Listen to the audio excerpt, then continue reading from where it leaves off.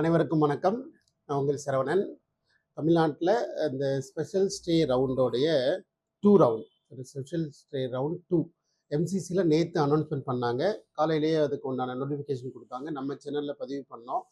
அதில் முதல் முறையாக நான் தான் எனக்கு அன்அஃபிஷியலாக கூப்பிட்டு நேற்று ஈவினிங்கே தெரிஞ்சாலும் கூட சொன்னாலும் கூட அஃபிஷியல் நியூஸ் வந்தால் தான் நம்மளுடைய சோசியல் மீடியா பிளாட்ஃபார்மில் எல்லாருக்கும் சொல்லணும் அப்படின்ற ஒரு நோக்கத்தினால இன்றைக்கி வந்திருக்கிறோம். ஸோ அஃபிஷியல் நோட்டிஃபிகேஷன் கொடுத்துட்டாங்க. Only for the BDS, not for the MBBS, not for the BS nursing. நார்மலாக நம்மளுடைய டிஎன் மெடிக்கலில் கிடையாது. ஸோ எம்சிசியில் கவுன்சிலிங் ஓப்பன் பண்ணி இன்றைக்கி வைண்ட் அப் பண்ணிட்டாங்க. அவங்களோட ரிசல்ட் எதிர்பார்க்கலாம். பிடிஎஸோட ஒரு 15-16 சீட் கொடுத்துருந்தாங்க. இப்போ தமிழ்நாட்டிலும் நேற்று சொல்லும்போது அதே வீடியோவில் தெளிவாக ஒரு வார்த்தையிலே சொல்லியிருந்தேன். கண்டிப்பாக இப்போது சென்ட்ரல் கவர்மெண்ட்டில் ஒரு டெசிஷன் எடுக்கிறாங்க, எம்சிசி ஒரு டெசிஷன் எடுக்கிறாங்க, அதுக்குண்டான கவுன்சிலிங்கை கண்டக்ட் பண்ணுறாங்க. அந்த பார்வையில் மற்ற அனைத்து மாநிலமுமே ஒருவேளை பிடிஎஸ் சீட் இருந்தாலோ எம்பிபிஎஸ் சீட்டு இருந்தாலும் நடத்துவாங்க அப்படின்ற மாதிரி எதிர்பார்த்தது தான் நம்ம நடத்துவாங்க நம்ம எதிர்பார்த்தோம். அதே மாதிரி இப்போ தமிழ்நாடு மெடிக்கல் செலெக்ஷனில் அதை கிளியர் பண்ணிட்டாங்க. ஸோ மொத்தமாக கிட்டத்தட்ட வந்து பார்த்தீங்கன்னா ஒரு 9 சீட்டு, 7.5ல் ஒரு 2 சீட்டு, மொத்தம் 11 சீட்டு only for the BDS. MBBS பற்றி பெருசாக நான் டாபிக் பேசுறதுக்கு ஐடியா இல்லை. ஆனால் வேக்கன்சி இருந்தாலும் கூட எம்சிசியில் எதுவும் சொல்லாதனால அவங்க எதுவும் சொல்ல மாட்டாங்க. பண்ணுறதுக்கான வாய்ப்புகள் இல்லை. 24ன்றது இட் இஸ் ஓவர். பிடிஎஸ் மட்டும் நீடட் இருக்கிறவங்க பார்ட்டிசிபேட் பண்ணுற மாணவர்கள் தேவை இருக்கிற பட்சத்தில் தொடர்ந்து கால் பண்ணி அந்த சீட்டு வாங்குறதுக்கான ஒரு முயற்சிகளை ஈடுபடலாம். சரிங்களா?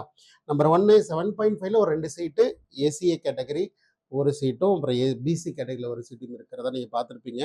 ஏன்னா மேட்ரிக்ஸில் உங்களுக்கே தெரியும். அதை போய் சொல்லி நான் டைம் வேஸ்ட் பண்ண விரும்பலை. ஸோ எம்பிசியில் கவர்மெண்ட் காலேஜில் ஒரு சீட் இருக்குது. அடுத்து வந்து government quota in self financing கேட்டகரியில் பெஸ்ட்டில் வந்து பிசியில் ஒரு சீட்டும், எஸ்சியில் வந்து பெஸ்ட்டில் ஒரு 3 சீட்டும், ராஜாஸ், மூகாம்பிகா, தாகூர் எல்லாத்துலேயுமே ஒவ்வொரு சீட்டுக்கு கிட்டத்தட்ட மொத்தம் 7 இடங்கள். சரிங்களா? அப்புறம் மேனேஜ்மெண்ட் கோட்டாவில் ஒரு சீட்டு. சரிங்களா? மொத்தம் 8 இடங்கள். 8, 9 மொத்தமாக வந்து பார்த்தீங்கன்னா 9 இடங்கள் பிடிஎஸ் சீட்டுக்கான கவுன்சிலிங்கு. 7.5 2 சீட்டு சேர்த்து ஒரு 11 இடங்களுக்கான கவுன்சிலிங். ஸோ இந்த வருஷத்துக்கு உண்டான 2024க்கு உண்டான எம்பிபிஎஸ் பிடிஎஸ் சம்மந்தமான கடைசி வீடியோவாகவே நம்ம கன்சிடர் பண்ணிக்கலாம். நிறைய இடத்துல சொல்லிட்டே இருக்கிறோம். ஆனால் வீடியோ வந்துகிட்டே இருக்குன்னா கண்டென்ட் இருந்தால் வந்து தானே ஆகணும்.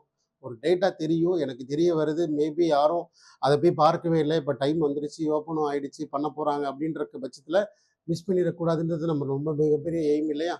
ஸோ அப்போது என்னுடைய சப்ஸ்கிரைபராக இருக்கிற என்னோட மாணவர்களாக இருக்கட்டும், கண்டிப்பாக பார்ட்டிசிபேட் பண்ணணுன்றது மட்டும் தான் நம்மளோட நோக்கம். So right. ஸோ கண்டிப்பாக பார்ட்டிசிபேட் பண்ணுங்கள். தேவை இருக்க பட்சத்தில் கூப்பிடுங்க. இன்னமும் வந்து ஹையஸ்ட் மார்க் இருக்கிறோம். ஒரு சின்ன ஸ்டாட்டிக்ஸ் மட்டும்தான் தமிழ்நாட்டில் 80,000 பேர் பாஸ் பண்ணாங்க. 80,000 பேரில் தமிழ்நாட்டு மாணவர்கள் ஏறக்குறைய 8,000 9,000 மாணவர்கள் தமிழ்நாட்டு மாணவர்கள் தமிழ்நாட்டிலேயே இல்லை வேறு மாநிலங்களிலேயே நிறைய மாணவர்களை என்கரேஜ் பண்ணி கிட்டத்தட்ட ஒரு 10,000 மாணவர்கள் சேர்ந்ததாக புள்ளி விவரங்களும் என்னுடைய கருத்துக்களும் இல்லை. அந்த 10,000ன்றது ஒரு 15,000 மாணவர்கள் வரைக்கும் அப்படின்ற மாதிரி நம்ம ஒரு புள்ளி விவரம் எடுத்துட்டாலும் கூட கிட்டத்தட்ட ஒரு 65,000 மாணவர்கள் ஜாயின்டே பண்ணல. சார் அதுக்கு இந்த என்ன சார் பண்ணாங்க? 65,000 பேர் ரிப்பீட் போயிட்டாங்களா? சரி, ரிப்பீட் போனதாக கன்சிடர் பண்ணி இந்த வருஷம் வரப்போகிற மாணவர்களுடைய எண்ணிக்கை ஒரு 80,000 பேர் பாஸ் பண்ணுவாங்க. அப்போ எங்கே போகுது? என்ன கவுண்ட்டு? என்ன நடக்குது? எங்கே என்ன நடக்க போகுது? ஒன்றுமே இல்லைங்க. ரொம்ப பெருசாக கன்ஃபியூஸ் பண்ணிக்கிறத விட ஒரு எம்பிபிஎஸ் சீட்டு வாங்குறது ஒரு பெரிய விஷயமே இல்லைங்க. சரிங்களா? நல்ல மார்க்கு இல்லை, ப்ராப்பராக இதை பற்றி பெரிய அனலைசிஸ், ஒரு க்ரியேட்டிவிட்டி, கனெக்டிவிட்டி இருக்கிற ஒரு பர்சன் இருந்தால் அது சீட்டை முடிஞ்சிடுங்க. சரிங்களா? நாம் பல்வேறு ஆப்ஷனை தேடுறது இல்லை. அதுதான் உண்மை. நம்ம பல்வேறு ஆப்ஷன் இருக்கிறது நம்ம கண்ணுக்கே தெரியாது. என்ன சொல்லிட்டாங்க, இதுதான் நடந்திருக்கு, பாஸ்ட்டு ப்ரெசண்ட் ஃபியூச்சர் இப்படி தான் நடக்கும் இப்படின்றது உங்களுடைய பெர்ஸ்பெக்டிவில் பார்க்கறதுக்கும் என்னுடைய பெர்ஸ்பெக்டிவில் பார்க்கறதுக்கும் ஒரு காலேஜ் நிர்வாகம் பெர்ஸ்பெக்டிவில் பார்க்கறதுக்கும் ஒரு கவுன்சிலிங் எடுக்கிற போர்டு பெர்ஸ்பெக்டிவில் பார்க்கறதுக்கும் எக்கச்சக்கமான கனெக்டிவிட்டி சேஞ்சஸ்ஸு, அதில் என்னென்ன ப்ராசஸ் பண்ணால் அதை எடுக்க முடியுன்ற மாதிரி நிறைய கனெக்டிவிட்டி இருக்கிறதெல்லாம் பிளான் பண்ண வேண்டியது ரொம்ப முக்கியம். ஸோ நான் எல்லாம் என்ன சொல்லுவேன்னா, இது ஏன் எங்கிட்டே இருக்கிறாங்க 630 மார்க் எடுத்த ஸ்டூடெண்ட்டு இருக்கிறாங்க, 570 மார்க் எடுத்த ஓசி கேட்டகரி இருக்கிறாங்க, 670 தமிழ்நாட்டில் மேனேஜ்மெண்ட் கோட்டா அப்ளையே பண்ணாத கேண்டிடேட் இருக்கிறாங்க. எனக்கு வந்தது பார்த்தீங்கன்னா ஒரு ஃபர்ஸ்ட் ரவுண்ட் முடிஞ்ச பிறகு.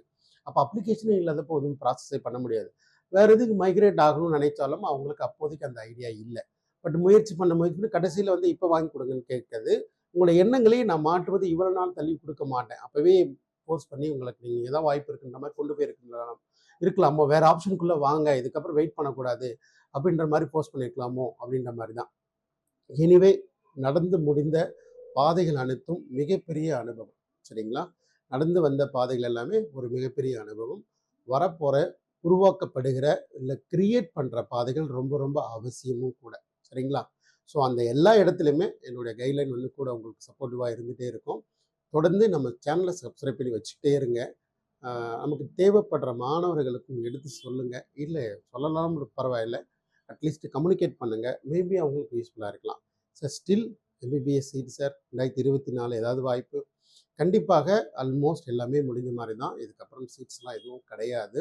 ஒருவேளை இந்த மார்க் ஷீட்டே நான் பயன்படுத்த விரும்புறேன் அப்படின்னா, பல அப்ராட் கண்ட்ரீஸ் ஆல்மோஸ்ட் இந்தியாவுக்கு அருகில இருக்கிற சில கண்ட்ரி நம்ம ஆல்ரெடி என்கரேஜ் பண்ற பல வீடியோக்குள்ள சொன்ன கண்ட்ரீஸ் எல்லாமே அடுத்து பிப்ரவரி இன்டேக். நார்மலா எப்போதுமே வந்து அடுத்த கண்ட்ரிலாம் 2 தடவை இன்டேக் குடுப்பாங்க. சரிங்களா? அதனால இப்போ ஆல்ரெடி அப்ளிகேஷன் ஓப்பன் பண்ணிட்டாங்க.